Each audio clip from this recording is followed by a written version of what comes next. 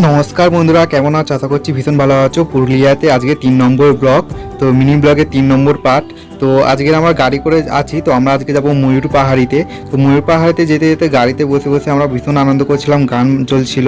আর এখানে দেখো রাস্তাঘাট ভীষণই সুন্দর, আর যত সম্ভব এটা লাল মাটি।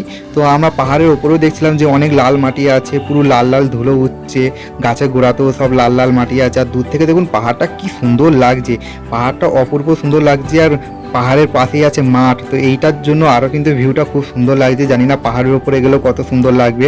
তো এই গাড়ি করে আমরা চলে যাচ্ছি, আর গাড়িটা খুব স্পিডেই যাচ্ছিল।